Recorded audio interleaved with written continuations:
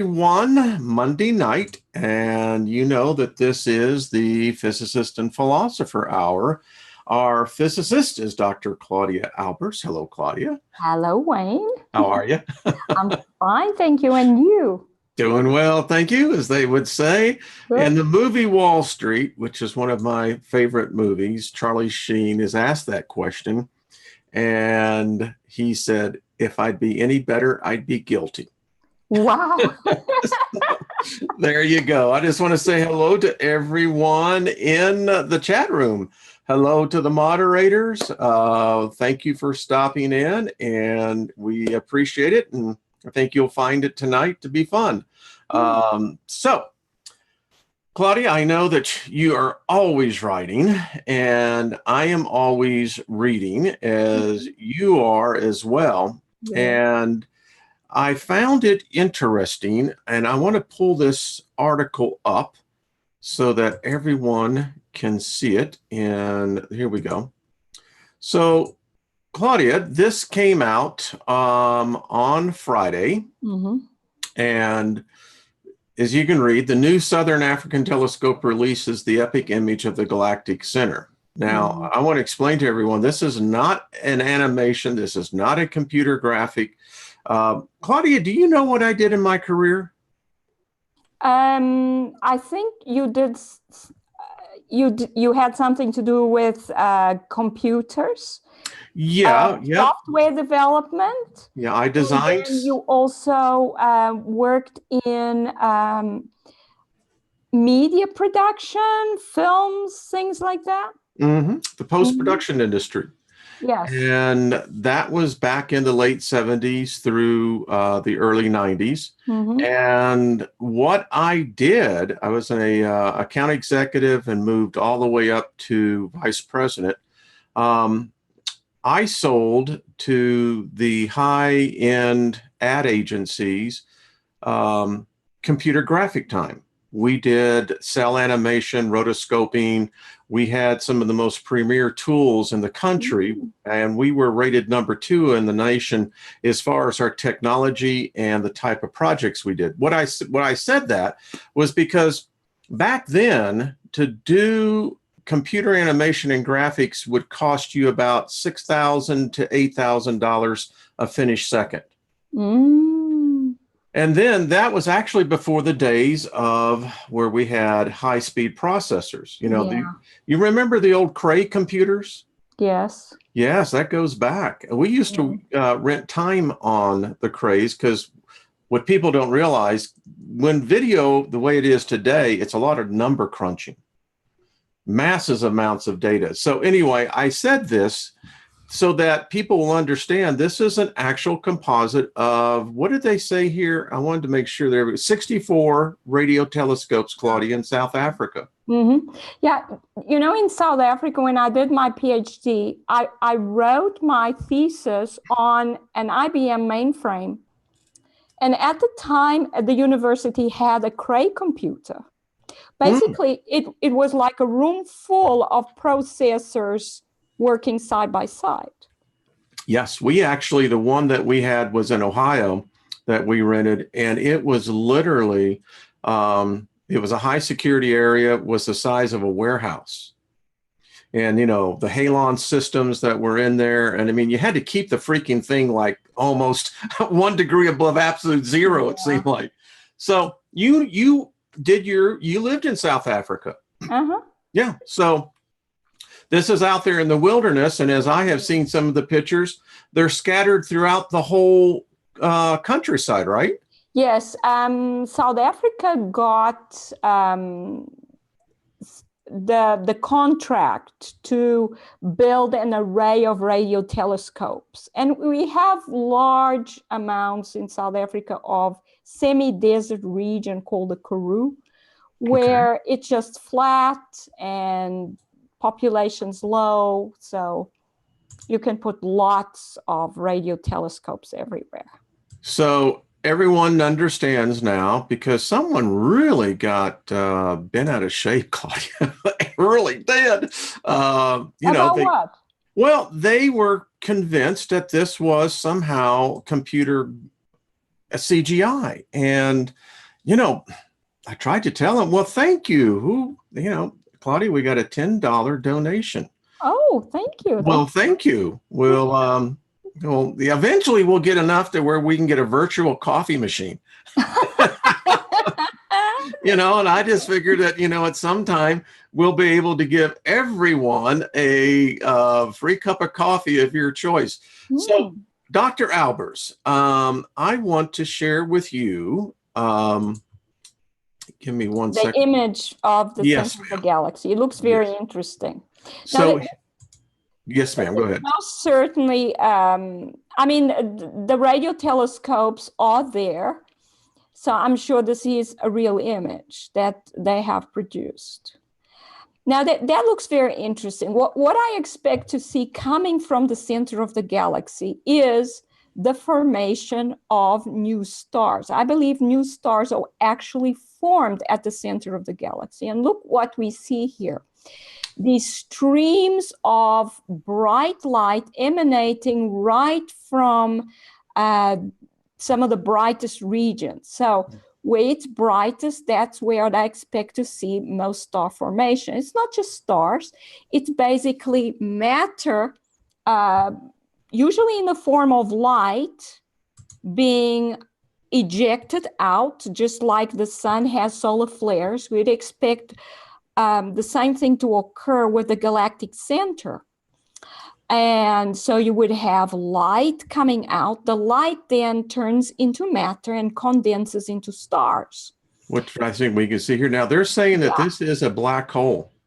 Yeah, they always say that, but I don't believe there's a black hole in there. What there is there a very dense core, like all objects in the universe.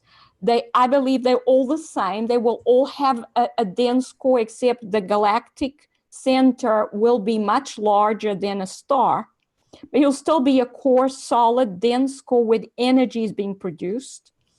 There will be an electric field on the outer layers.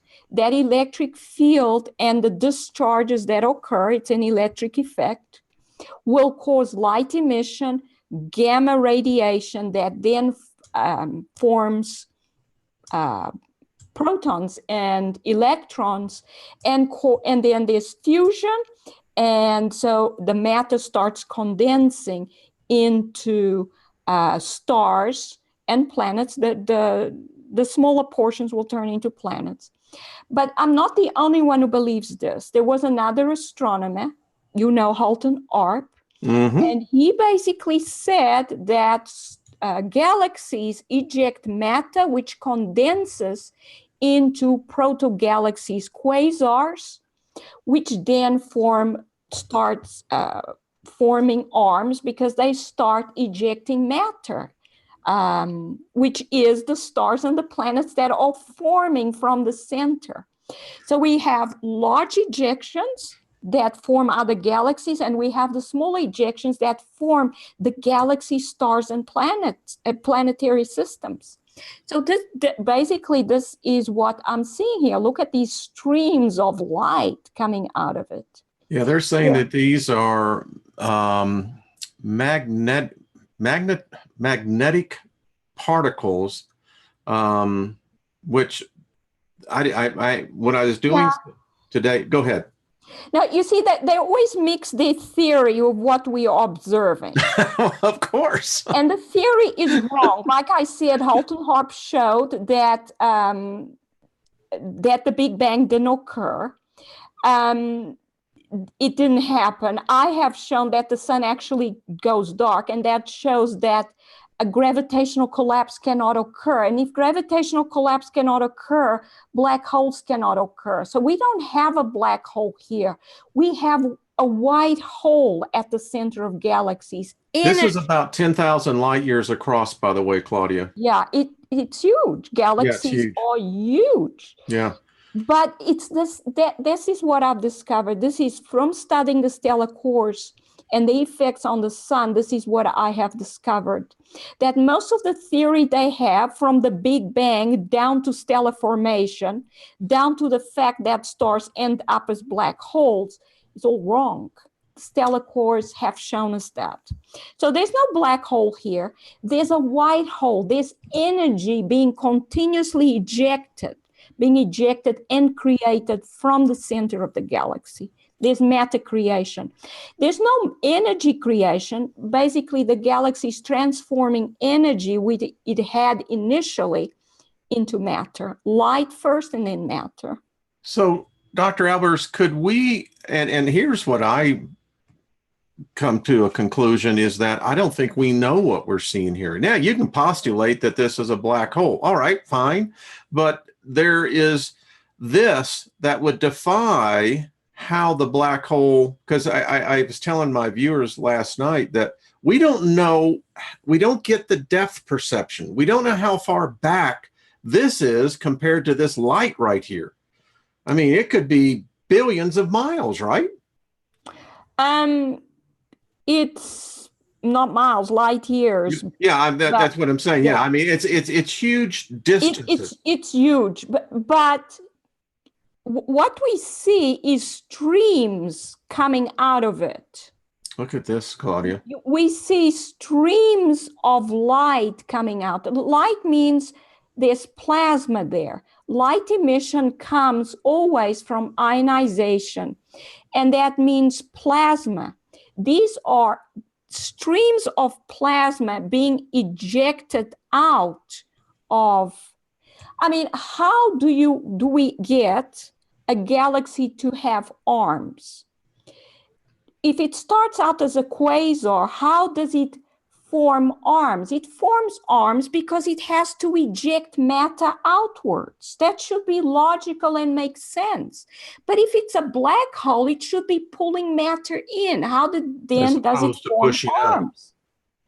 You see, because the accepted theory is it's all about gravity that pulls everything in. But we see the opposite occurring. We see galaxies ejecting large amounts of matter, which condenses into very dense quasars, which then develop into galaxies. So they sprout arms. They have to eject outwards, not inwards.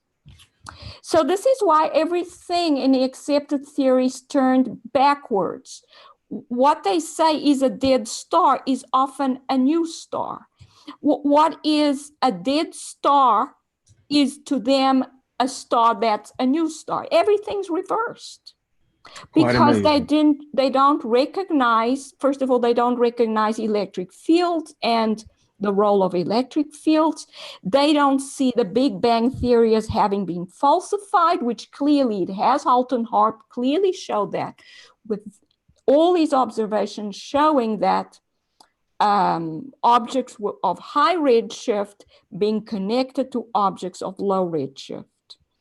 And according to accepted theory, there would have to be one at the edge of the universe and the other one very close to us.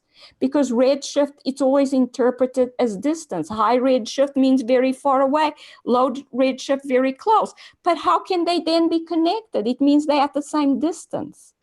That immediately falsifies the Big Bang model.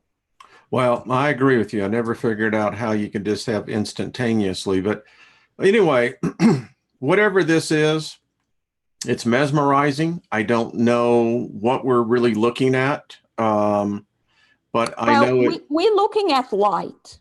Something which is bright is emitting a lot of light. And this would be in radio astronomy. So basically, the wavelength that is detected by radio telescopes. But it's still light. It means there's light being emitted, and the brighter portions are where more photons are coming from. That's intensity. The intensity of the light is greater where we have brighter regions.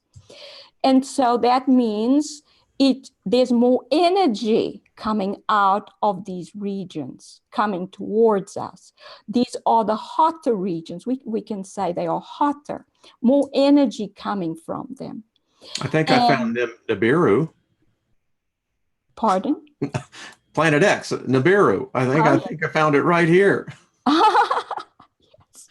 Well, hopefully they haven't, the stellar cores Well, haven't thinking of that, I don't know if we can postulate what this, I understand the light, I understand the signature, like I said, I did that for many, many years, but yet I'm still mesmerized by the fact that there is something back here that I don't know what it is. And whatever this and how it's being, the light is being emitted or ejected, it appears to me in the motion, and that you can see that just taking an analysis of the picture, a great spin or rotation is taking place. Mm-hmm.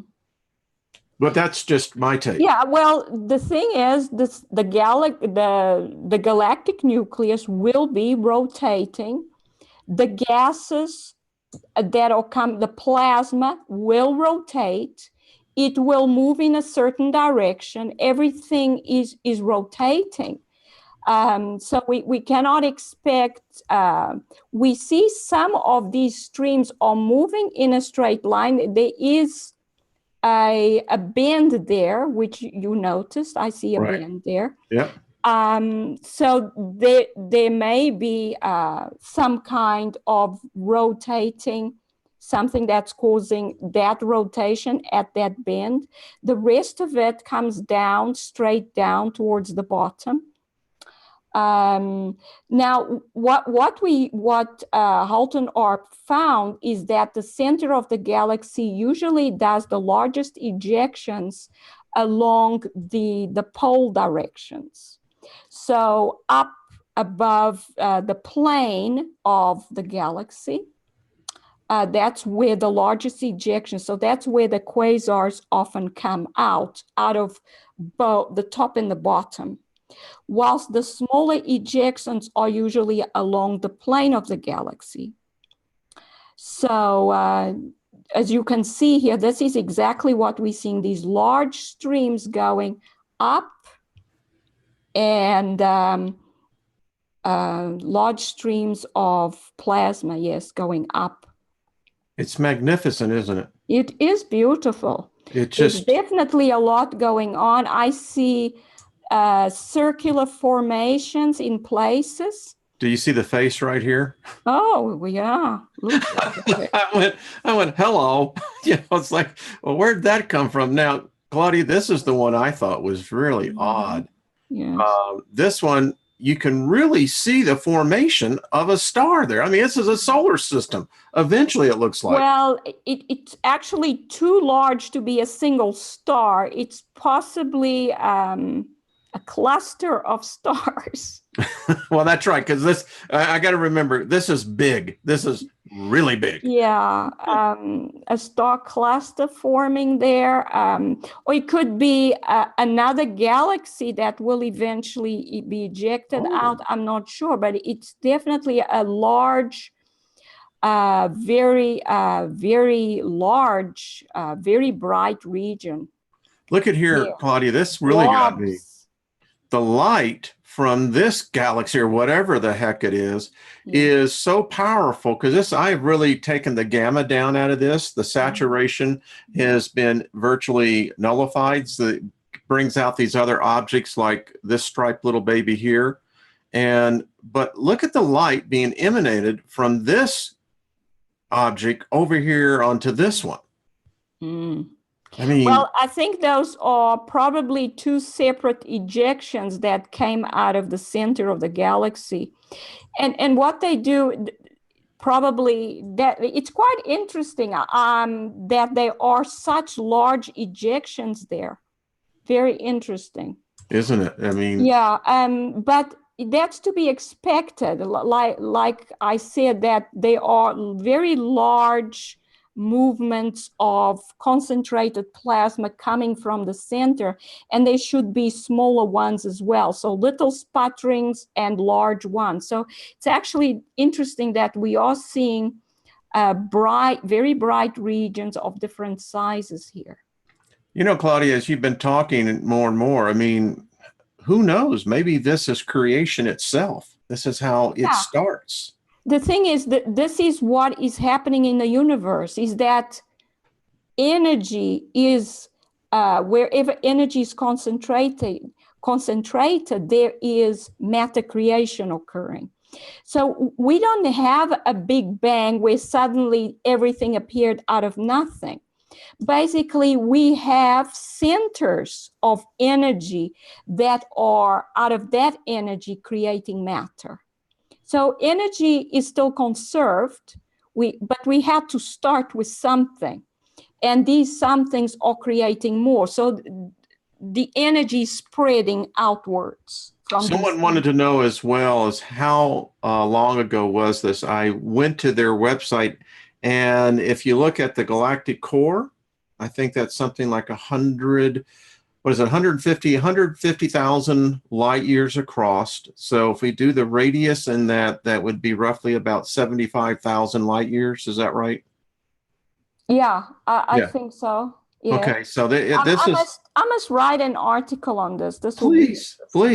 Yeah. I'd love to do a whole show when you've had time. I'll send you this file because again, being my background and as an editor would look at this, there's rotation in here. There is extreme movement. But what this looks like is that perhaps on the right side, that blob on the right side, yes, maybe the actual galactic center. And what you then see is that spreading outwards, ejecting matter away from it. And it's doing that turn there. Wow. Well, yeah. I'll send this to you. It looks very interesting. It's mesmerizing. I mean, I've never been thought we'd actually take a look at the center of the galaxy. But don't forget that this is probably seen through a lot of dust. Yes. So yes. Yeah. Well, because if you look at the original, I've toned these down. And I'll send you this whole file, Claudia. But here is, I also did this in the ultraviolet, which was fascinating. But as you can see, the original picture was extremely bright. And I just toned it down by taking it through the different filters. So here's the, as you saw, the original. And look at that. I mean, it's just a... That's amazing. You know, I don't know what the face of a god would look like, but I'll tell you what, you put my butt in the front row of that one, I'd have to say that would be my candidate. Oh, my goodness. Because it's, anyway, it's fascinating. Well, in a way, it is God's signature. Yeah. Because everything's made out of light. Notice all matter and energy comes from light. And God is always identified as light. As light. So he created everything out of light. The whole universe made out of light. It's as young Sheldon said when he was in church, which was a Baptist church, and the pastor was talking about Genesis 1:1, and young Sheldon, if you have to know who young Sheldon is, it's a show on television, The Big Bang Theory. This is Sheldon when he was a young child, and he stands up and he says, so what you're saying then, that if God said in the beginning was light, that God is a photon. That's good. He's right. Yeah. All right. Well, thank you, Claudia, on this one. I will get this to you. And I appreciate everyone as we continue to. This is what makes life so exciting. Yeah, this is definitely very interesting to be able to actually look at the galactic nucleus. Wow. The galactic center. I'm not sure we're seeing the galactic nucleus because there would be so much energy and matter coming out of it. Yeah, I mean... that we actually seeing the galactic nucleus and then in front of it, all this creation of matter and energy coming out of it. So you were saying that if we have a black hole, and I'm actually reading the book right now, the Flare star, talking about the fact that we would have to have a white hole. Yeah, right. That's right. It's the opposite. Yeah. Because a white hole is something that keeps ejecting material out. And isn't it, while I was doing some reading today, again, the problem with dark matter is that we have two things. We can't find it, number one. But if you look at gravity, there's not enough gravity in the universe to compensate for the low amount of mass of matter. Or at least that's what I was reading. Yeah, the thing is, there is no need for dark matter. I mean, we can already see we have a whole system of stellar cores that would not be seen. They have mass. They still have mass. And so they could be, we could say that's dark matter. But the thing is, the theory they have on gravity is not correct. First of all, the gravitational constant is not constant. It changes. It may be a lot larger, closer to the center of the galaxy than it is out here.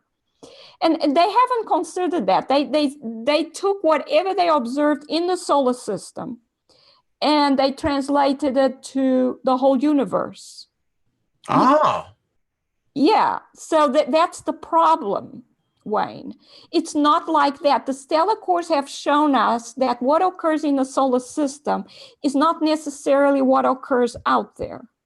Interesting. You know, I was one time actually an ordained minister and taught, but the thing about what you just said right there is the fact that when you see a translation, there is translations, and then there is another thing called literally transportation that has nothing to do with the original meaning, but what you do is insert your definition into the original thought.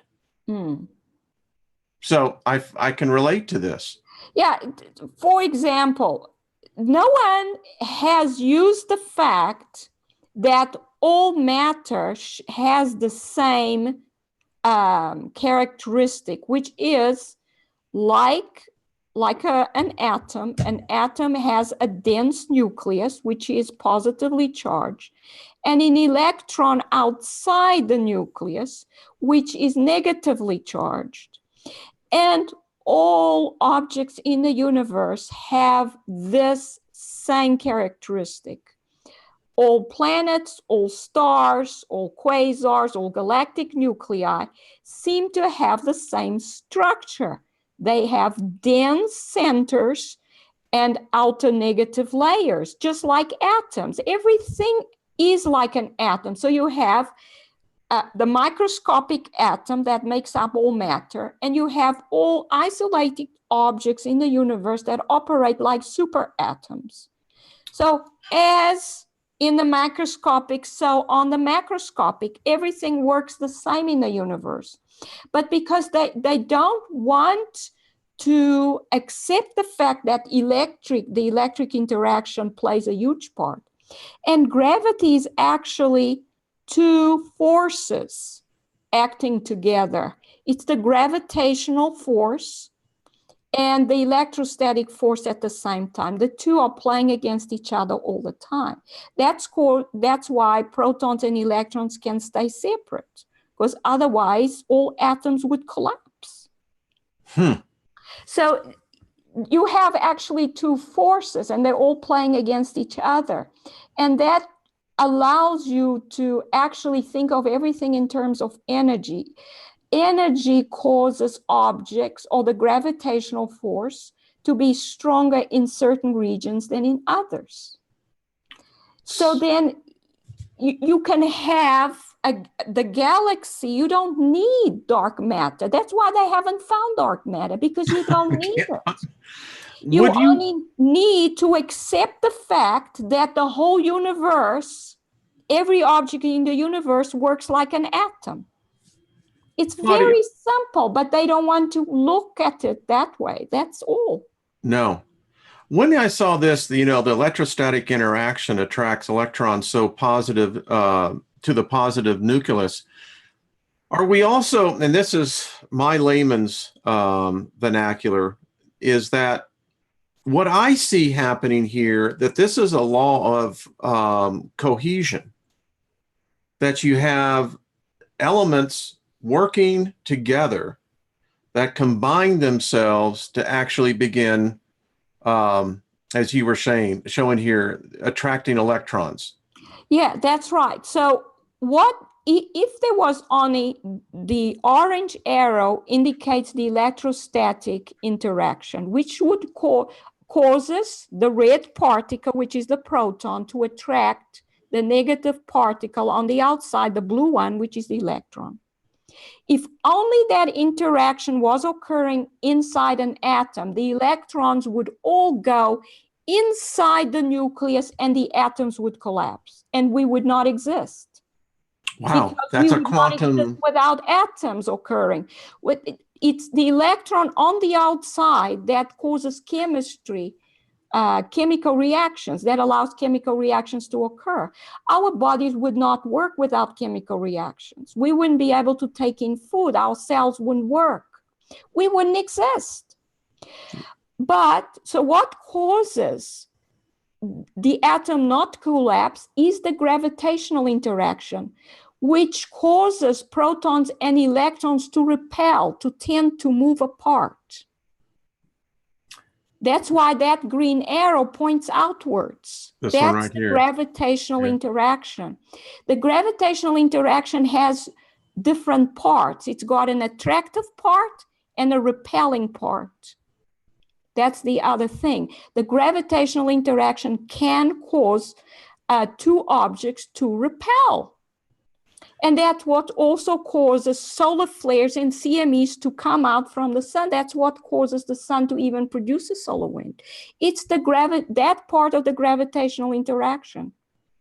So what happens to the electron? Now it has two forces acting on it. One pulls it one way, the other one pulls the other way. So it moves until these two forces are in balance. And that's why it stays in a region, that particular region just outside the nucleus. Okay, because we have actually it was just two paths, right? Yeah, it's like the two, it depends on the energy in the photon. That's why there are energy levels.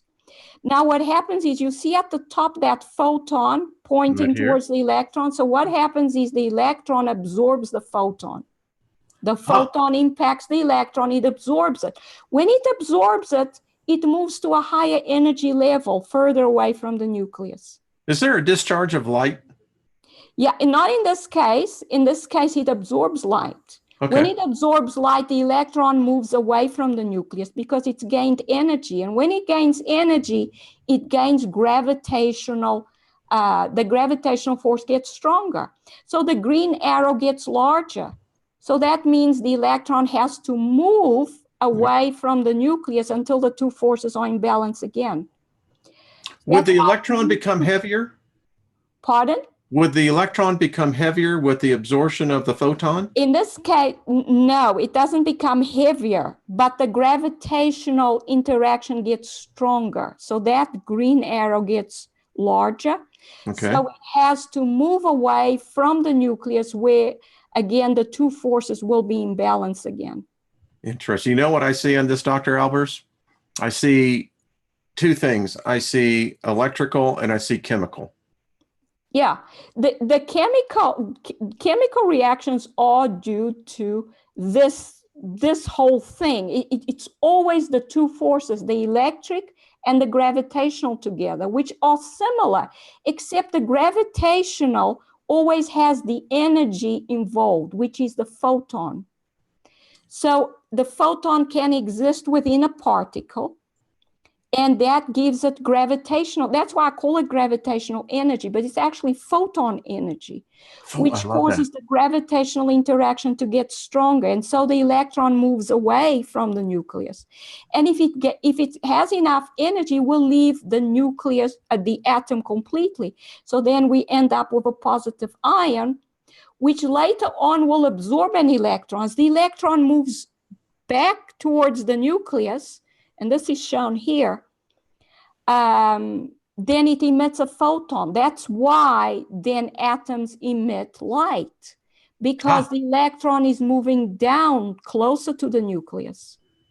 And when it moves down to a lower energy, it has to lose energy. So it loses a photon, it emits light. Interesting. Now, I keep contending that how I think we're going to discover alien life as far as a hard communication is that when we break the code, and I know we're close to it, in actually deciphering how you can embed information on a photon. Well, in a way, we've been doing that because we've been using photons to send out our television signals. Yeah, I mean, we've been using that for a long time. So we're using photons to communicate. The photon is the key to everything in the universe. Matter comes out of photons. Photons are flow of energy. When energy flows, this is what's flowing. It's photons because it's photons within matter. So whenever two particles come together, what happens is particles are vibrating. And the reason why they vibrate is because there's energy inside them. And if one's vibrating more than the other, it means one's hotter than the other. But when they come together, the heat flows from one to the other and they end up vibrating the same.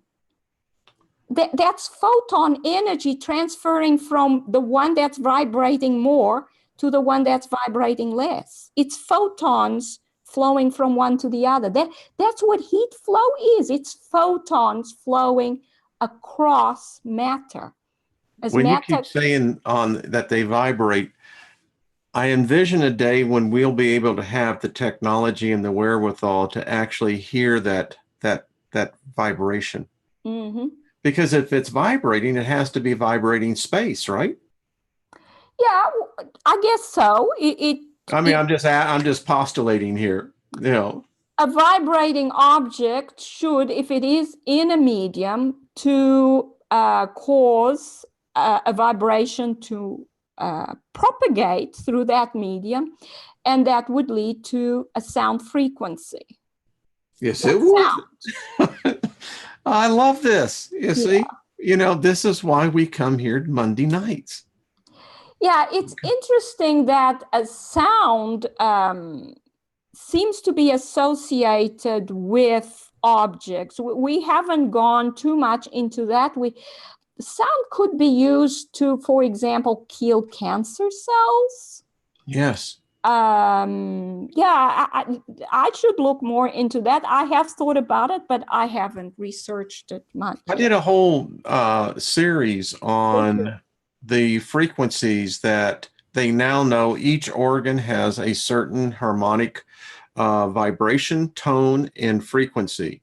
And what they're finding out, for instance, MRIs, those are magnetic resonant images that use magnetism and waves, because that's how you get the picture. So my point is that if everything operates on a frequency or harmonic, Dr. Albers, why wouldn't that go all the way down to the quantum level? It would. It absolutely would. Except, you see, the medium that it would be propagating through is the particles themselves. But it means that the vibration of a particle would impact the vibration of another particle. Basically, we see temperature as that vibration. So, yes. But yes, I think there is something there that we should look at more. I would love you to look into that. When, again, getting back to my post-production days, when we were in the edit suite, everyone knows that you have an oscillating scope that when you're running the video through, we can tell if it's contaminated or clean. We can actually see the signal that's being laid down on the bits of magnetic oxidized particles. That's what videotape does. And so you assemble all this back into the machine, and So when I look at this, what I'm immediately sensing to me is that I hear vibration.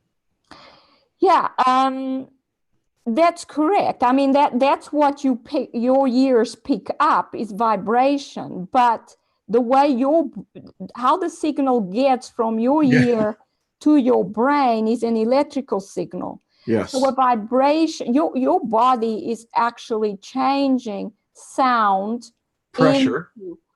into a current, an electric current.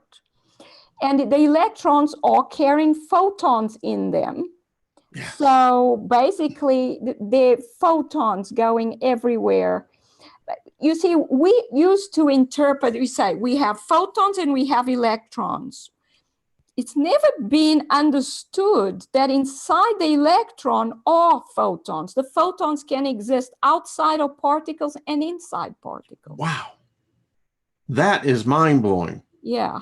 I mean, the implications on that is, well, again, it's just my mind interpreting this. I could see then where you could have quantum realities side by side. Yeah. Well, if a photon can exist outside an electron, but also exist inside an electron, how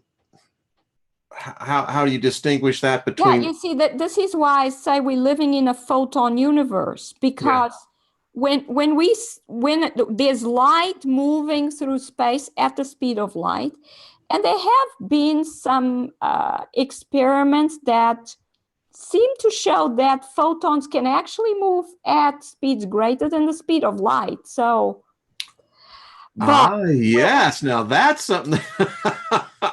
Well, didn't Einstein postulate that as I've heard this, is that he never said that there could not be speeds greater than c. He kept on saying to reach to c is your problem. Well, actually, his theories, he started from the point that you cannot go faster than the speed of light, although some of the equations that you can solve for certain, where is that? Some of the particle theories we have give two solutions. And tachyons, these are the particles that are supposed to always move faster than the speed of light. So they cannot move slower than the speed of light. So I don't know how we would ever detect them. That's the problem. But I love that. I'd love you to do a paper on that tachyons. Yeah, anyway, I digress. But you see, my theory, these theories, I've given up on them because they based on mathematics, not observation. So it's mathematical theories that have no bearing really on reality. All my theory has been built from observing what's happening in the solar system and how these stellar cores are interacting with the sun. And why I like it is because I can always check, okay, does this make sense? Is this really happening? That's why I can have confidence that this is really how the universe is working. And that's why I love it. I love it. You challenge the norm of rational perceived science. And quite frankly, in my lifetime, I have seen most of the science that I was taught going up through school has been wrong. It had to be modified. It had to be an exception made, Yeah. Yes, what we were taught, yes, Einstein postulated that nothing can move faster than the speed of light. Yeah. But what we actually have is when we have a photon moving through space, there are particles inside the photon, which under certain conditions emerge from within the photon. Then that photon energy goes into giving these two particles mass. And the rest of the photon energy exists from then on within the particles. So we have an inversion. We have first the photon on the outside, the particles inside, and then we have the particles with the photon on the inside. I'll have to digest that one. That's cool. Yeah, this is basically the theory I came up with from observing this energy interchange between the sun and the stellar cores and what happens with the sun. Speaking of the sun, I found this paper to be, well, it's one that you have to stop and really step back and say, okay, the way I look at life is that life is not simply a single path, but it is multiple paths. Yeah. And I am smart enough, Claudia, just smart enough that I've done enough studying and, with an eidetic memory, the point that I'm trying to drive to, our understanding of the sun is still evolving. And your theories, when you look at this, to me, has more validation than reading some guy at Princeton who is making sure that his grant isn't going to be pulled or his research. And he's not going to say anything counter to it. That's right. I mean, this is also, I like truth. I want to find out how the universe really works. And so I wanted to know how gravity worked because I taught on gravity as a lecturer at university, and I could see there was something not right there. And it was coming out in my lectures, like my students were asking me questions because what I was lecturing was leading to these questions. I said, well, we don't understand how gravity works. And then I would talk a little bit about some possibilities, like it could be electrical in nature and this and that. So I guess eventually they found out I was teaching my students basically. Heresy, damn it. Well, as you were just talking, so this is why I love reading and talking with you, is because here's how I see gravity. I see Earth, I see the sun, I see the solar system, I see the galaxy, the Milky Way. And in all of those equations, gravity is playing a role, but the role of gravity varies from object to object. That's right, because it depends on the amount of photons in the object. See? The energy within. That's what the stellar cores have shown us. Now, in the previous article that you were showing, I just want to say that what I concluded there is that the stellar cores. Is it this one right here? I'm not sure if it's, this one is a different one. But in one of the articles, this is lightning, how lightning occurs this is in the Earth. Oh, okay. So what causes solar flares? That's the one. So we need to start with this one because I concluded that it's the stellar cores that are interacting with the sun and causing energy to flow towards them. And in the course of doing that, they're causing the surface of the sun to get hotter, more energetic, and then it's causing these solar flares and these CMEs to occur.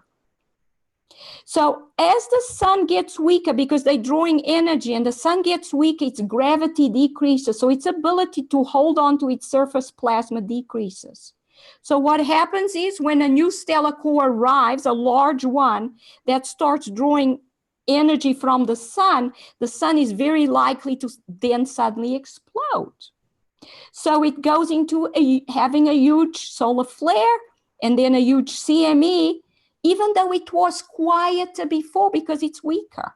So the weaker it becomes, the more likely it becomes for these huge solar flares and huge CMEs to occur as the stellar cores come in and interact with it. So it's the stellar cores that are causing the sun to become more active. More active means sunspots appear, that shows that the surface getting hotter, more energetic. And then from that region, it's usually because there's a stellar core right on top of it, the solar flare comes. Interesting. So it's the stellar cores that are causing the sun to both become weaker and more active.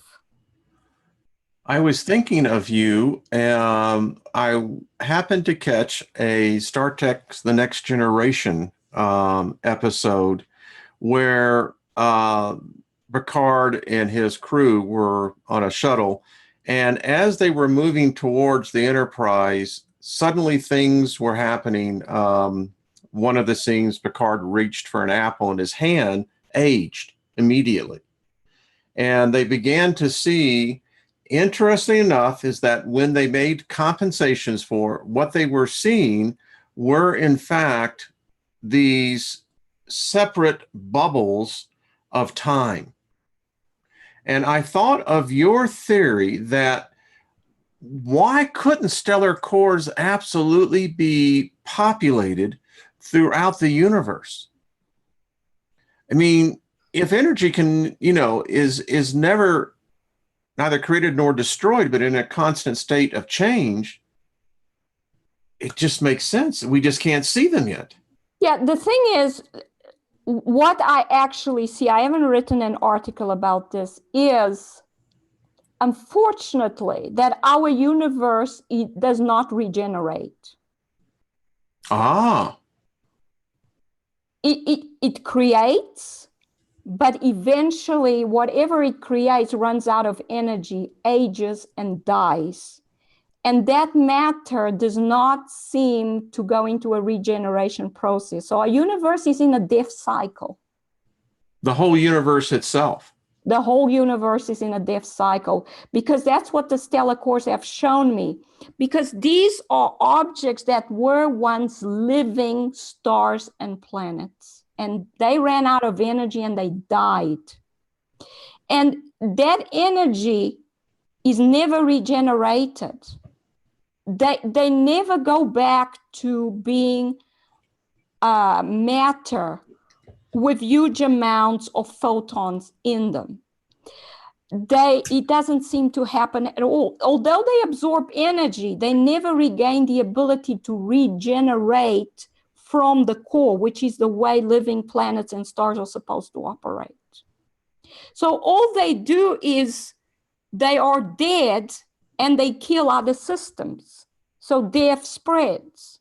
But even without the system reaching a star system, eventually that star system will run out of energy and it will die.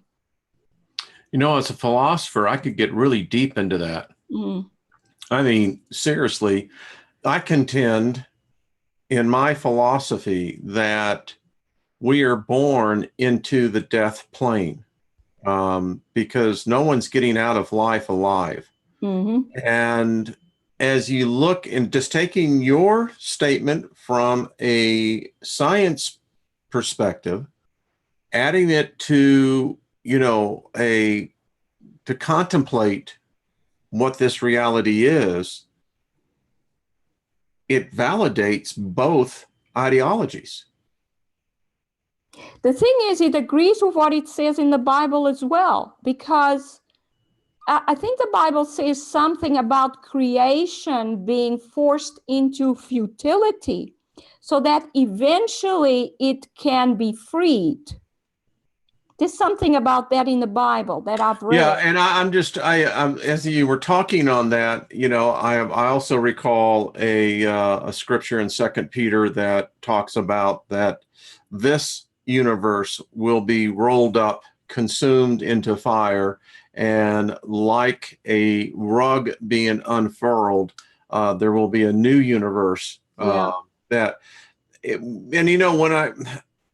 I hear that for myself, what I see is something that I don't know if man can actually apprehend in thought, Claudia, and that is this.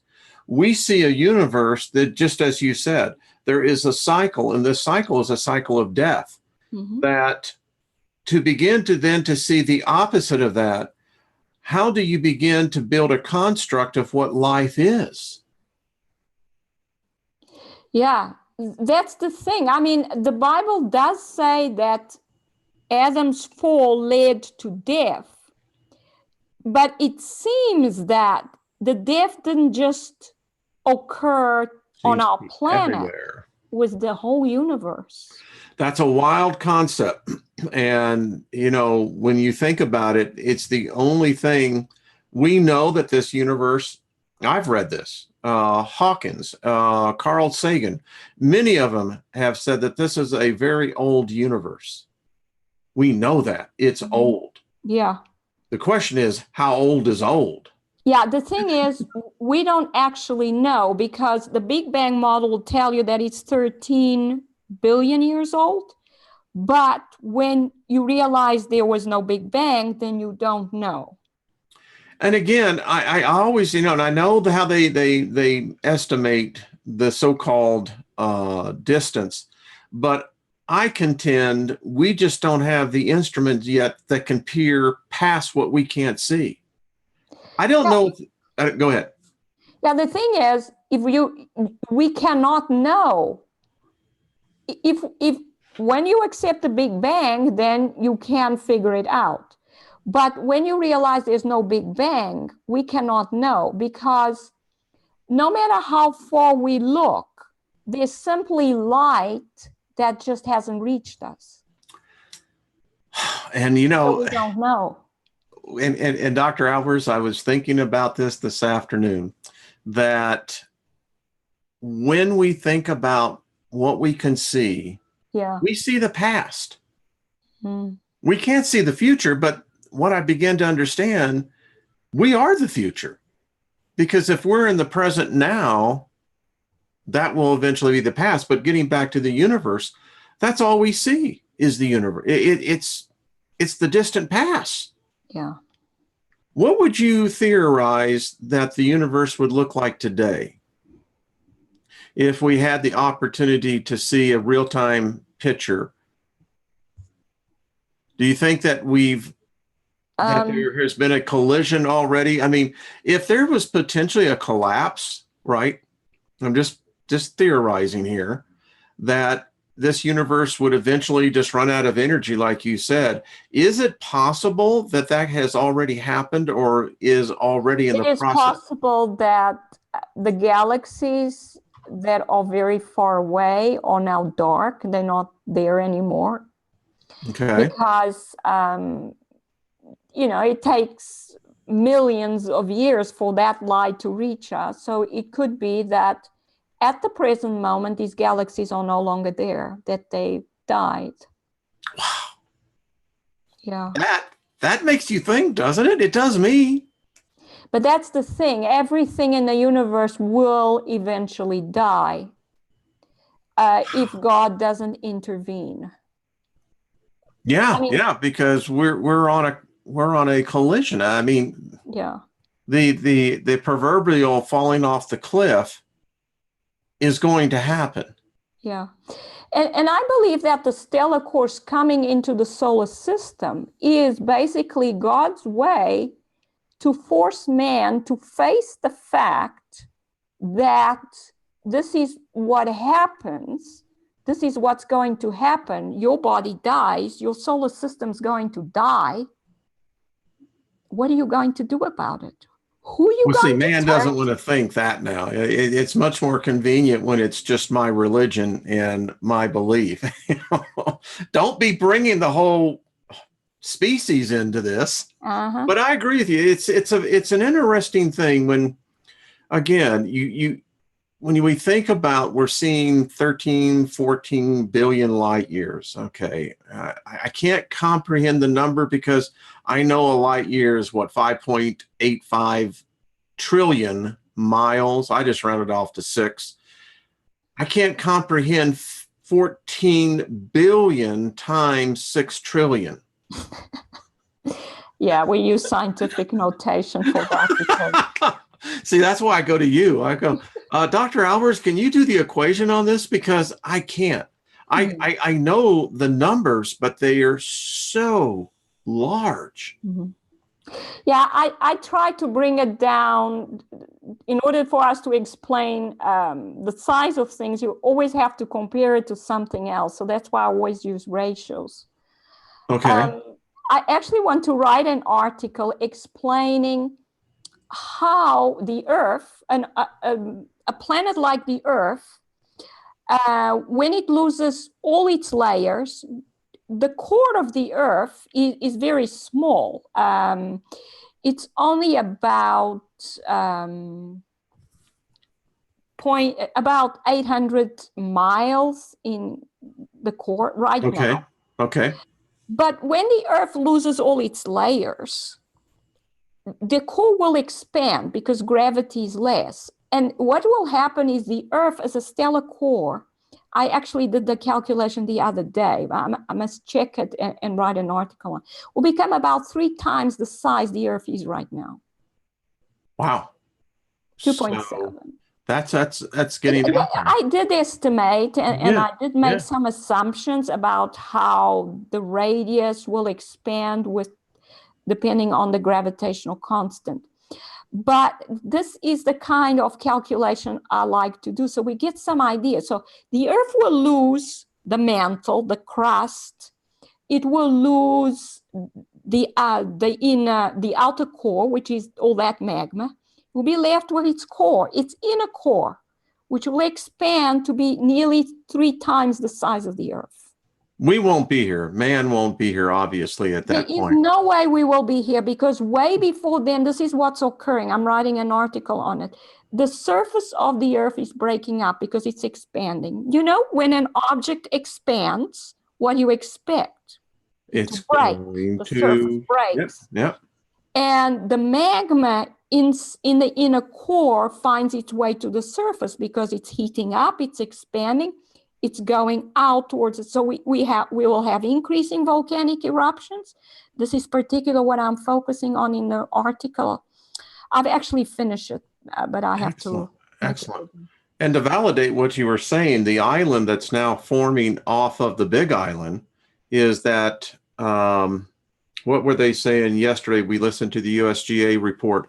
So fissure number 8 continues just to pump out just an amount of lots and lots of magma.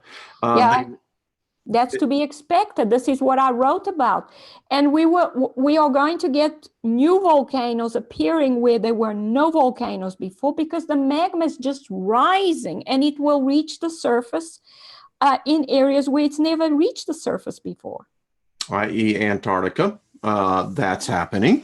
Mm-hmm. So we have, and in Hawaii, they now know this island that's forming is that where the original crater is, it's collapsing. It's literally collapsing in on itself, which means that at least the geologists they don't know for sure, but it's almost as if everything is shifting, Claudia, in new fissures, new fractures that are opening up. Yeah, because you see, as fissures open on the surface of the Earth, they will open below the Earth as well. Yes. So the Earth is moving apart in areas. So the lava will find new channels, new fissures, new areas of weakness to flow through. But basically, the lava is expanding inside the Earth, deep underground. So there's increased pressure, so more of it will tend to come up.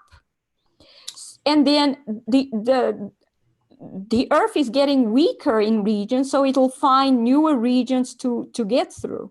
And by the way, to validate that little anecdote here, when I moved up here from Austin, Texas, I drove up. And so I went through the back roads going up from Texas to Colorado. And I get up to New Mexico. And in the southeast corner of New Mexico, you come as you're driving, Claudia, the highway kind of has this real big, gentle curve. Mm-hmm. And as you come around the side of this mountain, you see this volcano. It's a cinder cone volcano. Mm. And so, and I'm going to myself now, wait a minute. No one ever told me that there were cinder cone volcanoes in New Mexico. I did not know this. So I stopped. They estimate it to be, 5+ million years, and I'm going, okay, that's fine. But when you're driving all the way up to Trinidad, Colorado, Claudia, you can actually see where the lava flow, huge lava flow here in the southwest part of the United States.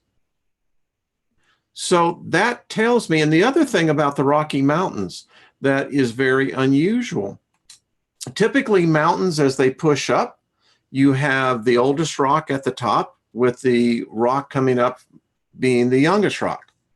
Here in some of the Rocky Mountains, it's just the opposite. Something happened that literally flipped the entire topography of what the mountains are upside down. Yeah, well, geologists believe that these things happen over millions of years, but we know now that when the Earth is interacting with another object out there, that sudden changes can occur. And this is what's happening to our planet as well. So what we could happen is wherever there is lava close to the surface, as the Earth opens up, the lava starts coming out, like it's happening in Hawaii. It could happen everywhere. It could happen at Yellowstone. Yeah, I don't like that idea. Just because I live too close. Just an eruption, it's just the Earth opening up and lava flowing out through fissures. So in a way, it's not as destructive, but then it's not likely to stop. It just keeps going. No, I think the projections is if that caldera blows, Denver will be under like about 6 feet of volcanic ash. So, but what I'm saying is it might not blow. It might do the same thing that we are seeing in Hawaii. Just open up here and there. And I would prefer that. Now, where you live, they're now finding this huge magma chamber underneath you guys. Yes, in fact, that's where I started my article, was on this magma rising up. But they say it will take 10 million years for it to get to the surface. But they said that the kind of fissures that are opening up in Africa at the Rift Valley would also take millions of years, but it's happening overnight. Yeah. And, we got married in Hawaii, and we took one of the helicopter tours up to Kilauea and, went over the volcano. And, what I see now, that it would never have been thought about. Mm-hmm. And look how quickly this has happened, and it's not stopping. No, I don't think it's going to stop, because do you know how much magma we have at the center of the Earth? If there is a clear channel to the surface, that magma is under huge pressure. It's not going to stop. Well, I'm looking forward to, again, where does the hour go? You see, I know that the theory of time travel is true. And we just have a full house in here. So this is people are connecting to what you're talking about. And I just want to make a point that, I have family that lives in Washington State. Mm-hmm. And the evidence there is that there have been tsunamis that have been, they estimate the waves to be 1,000 feet that have come in. And I keep saying, something's going to happen, Claudia. Those volcanoes along that, what would be the eastern end of the ridge, right? The Ring of Fire? Yeah. I think they're going to come back alive or awake. Let me just put it that way.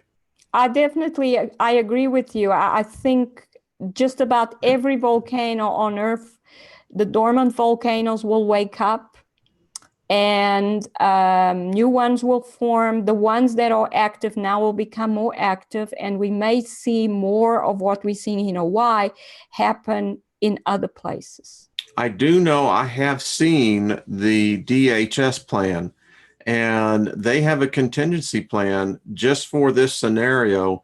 And the plan is that anything west of Interstate 5 is written off. They zero expectancy of survivors. Yeah, people don't realize this. They have staging areas east of Interstate 5 up on the plateau because they believe that that's how far the impact potentially can come inland. Wow. We're talking 100 miles. Claudia, that's huge. Yeah. Yeah. Yeah. At this time, it's not a good idea to live close to the ocean. I would agree with you. I keep saying if I just wait long enough, these mountains, all we're going to have to do is go on the other side because that's going to be the ocean. I don't know. I who knows on that? Yeah, well, I know a lot of people cannot afford to move, but it's the truth. We are in dangerous times. We are in dangerous times. We really, really are. And, I think that it's because our psyche is that we believe everything that we see around us is going to stay the same. Mm-hmm. In America, each generation was to have a better standard of living than the previous one. And we unfortunately have bought into this, that we think that everything is going to stay the same. It's just going to get, Yeah, it's going to get better, but it doesn't always get better. And you have to understand, this is why we do what we do, Wayne, and that is tell people the truth about what's going on so they can make informed decisions. Yes. You have to realize the Earth is turning into a very dangerous place to be. Yes, ma'am. I'll tell you. It's not happening overnight, but you should understand that the Earth is fissuring all over the place. I have in my article a picture of one in India, one in Saudi Arabia, and one in New Zealand. And that's just the beginning. And then you add on top of that the geopolitical scene. I mean, I still follow that. And, it's dicey. It's getting really dicey. Yeah, and that is because the powers that be that are trying to hide the truth from the population or have also thought that they have a better chance of surviving if they kill everybody else. What asshole thought that up? Excuse me, but you just got to look at someone and say, are you just freaking stupid? No, they are... Yeah, I know they have no soul or no heart, but, I come from a generation that, I was pretty laid back. I was, and, I went through the whole corporate world and did the climb of success. And, when you get to the end of it, you look at it and you go, what a freaking waste of time. There is so much more that we should be focusing in on. And that is making a quality of life because, as you said, the Earth is going through changes. Yeah. And we can't stop what's in the solar system. We can't stop what's already in the solar system, and we can't stop what's coming into the solar system. So it seems to me, Claudia, we ought to, number one, stop this division. Maybe start getting real, but as you said, they won't allow that because the day that happens, then it means the people of the world, of planet Earth, may actually have a fighting chance to see their way through this. Yeah, but they've decided that they were saving. So this is what my shirt says. You see, ignorance is not a virtue. Exactly. And that's what we do. You're absolutely right. That's what we do on these Monday night shows. And I just thank you. And thank you. People keep coming back, Claudia. That's good. I hope they enjoyed this. Oh, well, I got to tell you what, you and I know, I send you the emails. People do enjoy this. That's good. And you know what I admire about them? And this is talking to all of y'all out there. And you see how I said y'all? Yes, that's Texan, isn't it? That's Texan. That's it. This group is a pretty smart group. It really is. And I think that I feel very privileged and honored each day, that each time that you come on each Monday night, and the fact that the people here, I get to learn from both sources. So That's it's wonderful. well, Dr. That's Albers, wonderful. Yeah. been a great day. Great another show here, and I wish you a good week. I always love your articles, and if you come across anything, I will send you those pictures. Yes, thank you. Because I'd love to see, your take on that. And folks, just keep on. We do send in fact, Claudia, before we go, let me read a couple of articles. Someone wanted me to ask you a specific question. This is from Carrie. Would Dr. Albers like to discuss what's going on with the Sierra dust storms, supposedly traveling across the world? What are her thoughts on this? Yeah, I noticed it's very strange. I have thought a little bit about it. We've never seen anything like it before. Dust traveling right across the ocean is unheard of. What could be causing that? I've never heard of it happening before. It's unprecedented. Around the world, I mean, and plus, I have heard that what they have done is they have placed radioactive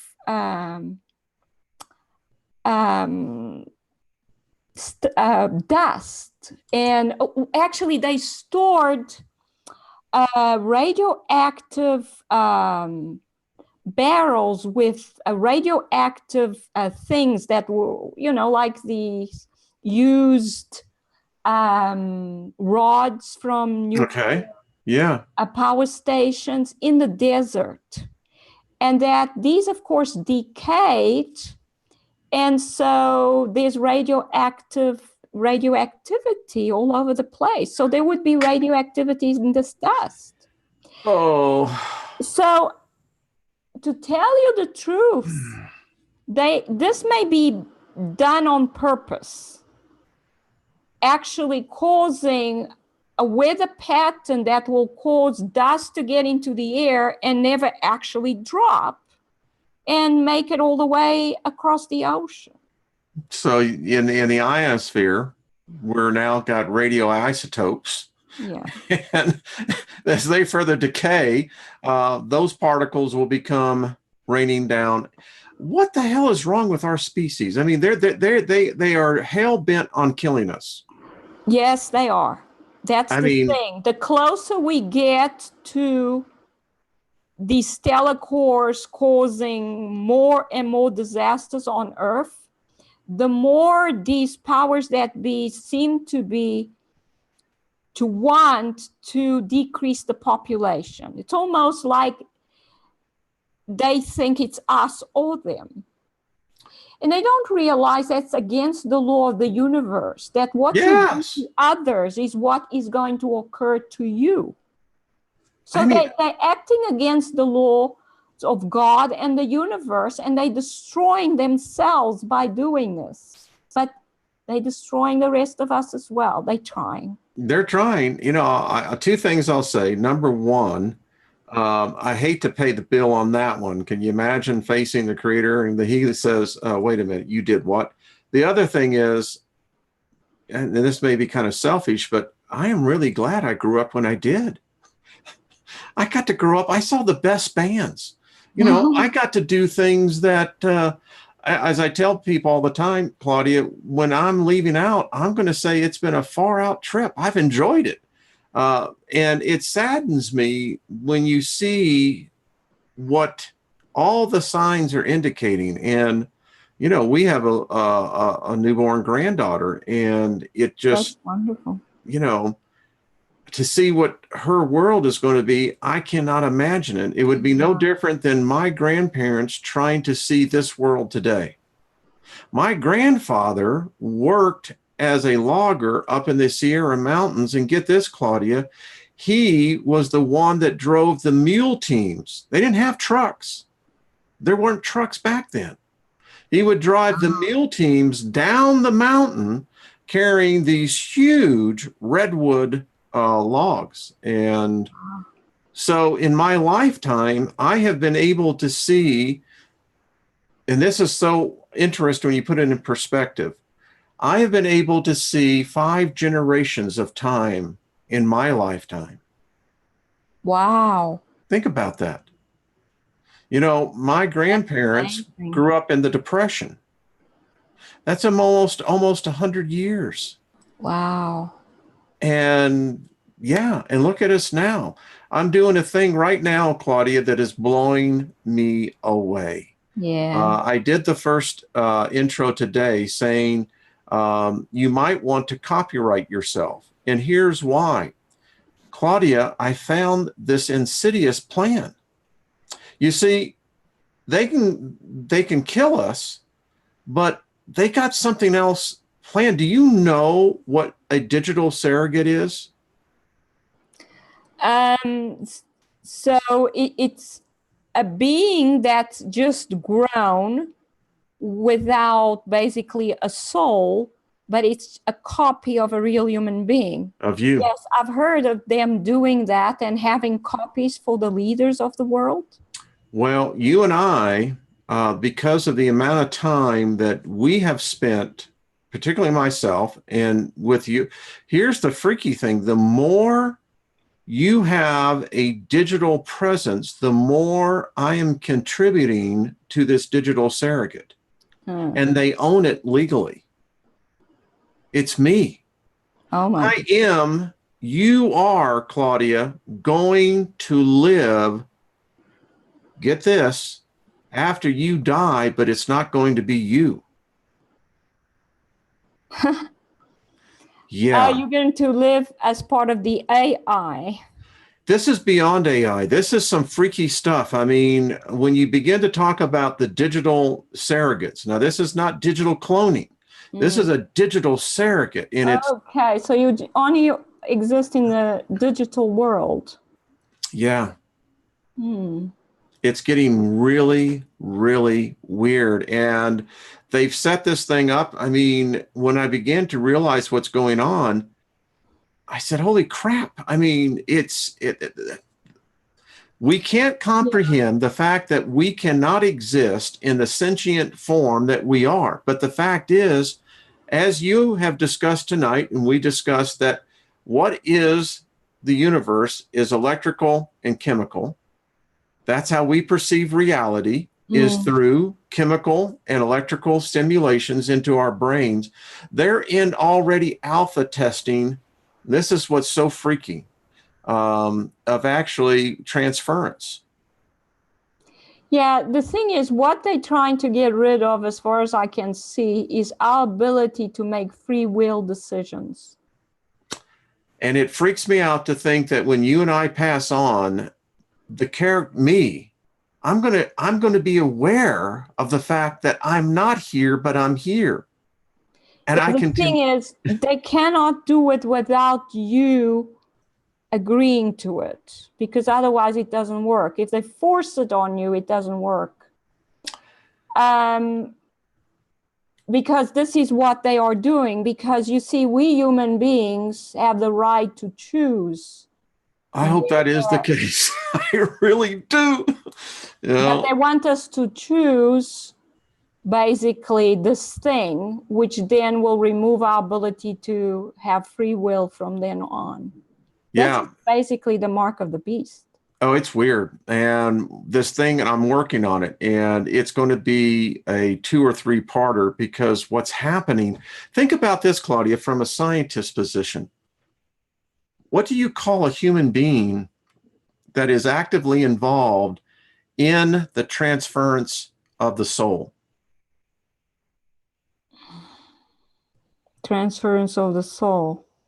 From this temporal form into a software mainframe matrix. Yeah, but you see, but it doesn't transfer the soul. It transfers is your. It's like I'll a send you an computer article. signal. I'll send you an article. Yeah, that sounds interesting, but I agree that that would be what they are trying to do. Yeah. Because there is a reason why we've been given the internet. And, they don't give us anything of value unless they get more value. They get more control. They want complete control of the human soul. So they would give us what eventually will give them the control they want. I'll send you this paper. Yeah. It's pretty So, freaky, particularly when you look at the age group of the 21s and belows. They're already in.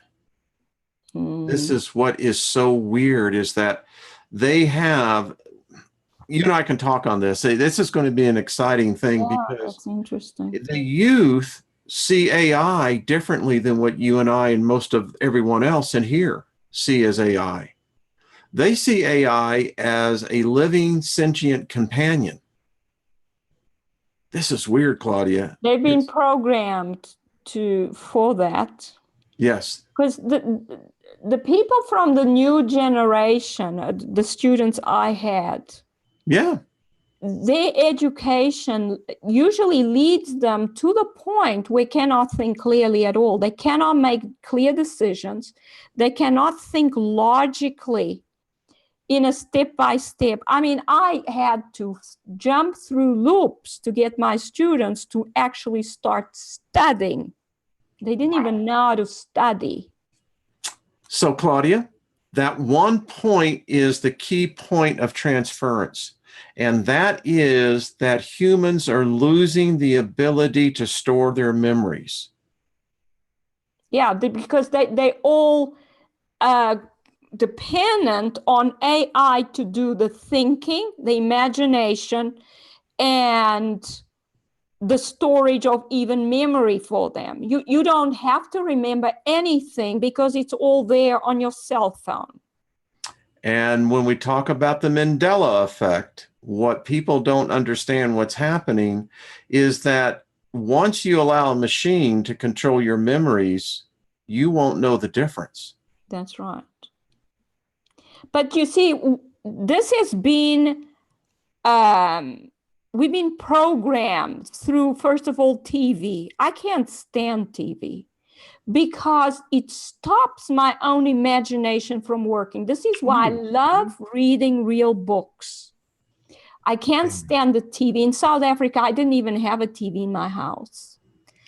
So that's one of the things. I mean, if I could, I would just read books and I would write on paper, but Paper writing. I still do it as evidence around me. Well, but I keep notebooks because I write mathematics stuff. It all goes on my notebook. So I have notebooks full of notes, but then I type, to write articles. Whew. I'd see, this is what I love. Dr. Albers, you're making us all better people, and I thank you. I really do. It's a pleasure. It's so nice to talk to you. Very interesting, Wayne. Well, people say I have an interesting mind. My wife would tell you. Definitely do.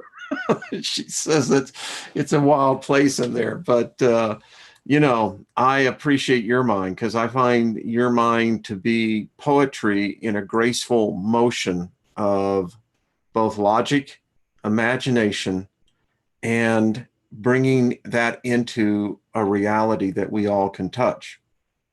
Thank you. That's lovely. Wow. All right. Well, Dr. Albers, have a great week. Thank you. You too. I shall. And everyone, thank you for staying with us. Y'all are the best. We had 2 thumbs down, but that's okay. I just look at that as a frown turned upside down. Yeah, I mean, I hope they didn't stay around after that, because No. Like it. I wrote someone the other time, because they were just really coming down on me. And I said, why are you here? Exactly. I said, do you if you think... don't like it, leave. Yeah, you know, I said, do you think that this is what I was born for, to have you just come here and just rag on me? No. So, all right, give Why are my, they even here if they don't like I what we don't talk about? understand it. Yeah, I mean, you know, I don't like hominy, but I like grits. But I'm not going to stay in a room where they're serving hominy. I'll go over there where they're getting the grits. Exactly. Go and listen to somebody you like. Exactly. That's too much. That's what I say. Well, we'll see all of y'all next Monday night. Dr. Albers, again, thank you. And we will see everyone. Have a great week, everyone. All right. Bye-bye.